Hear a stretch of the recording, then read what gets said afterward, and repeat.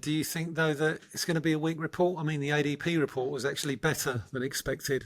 Private sector yesterday on the Wednesday, 155. We're expecting a number of Well, around that about tends to be a bit of a 180. contrarian indicator at this point, doesn't it? It does, but it doesn't point to a jobs market that's struggling, does it? No, I agree. I agree. I think, yeah, I mean, again, it's one of those where, and I think we're probably in the same situation with the February report, where you could almost play tit for tat with leading Mm. indicators because you've gone ADP was fine. I'll go, well, Challenger layoffs were at their highest level since COVID. Mm. You'll go, initial jobless claims didn't move between the survey weeks, and I'll go, well, both the ISM manufacturing and employment and services employment indices were below 50.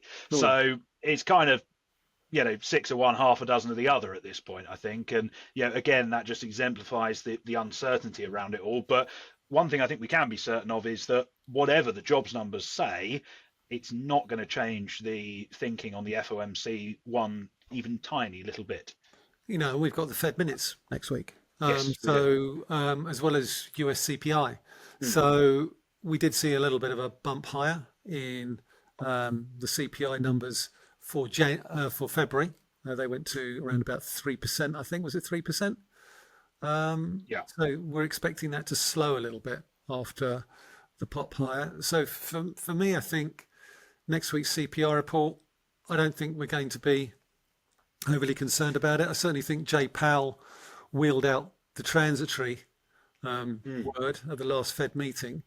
And I think when you look at what the Fed did with respect to its end of year target for unemployment, they're not overly concerned about unemployment at this point in time, nudging it up to 4.4 from 4.3, upgrading their inflation forecasts and nudging down their growth forecasts. So mm.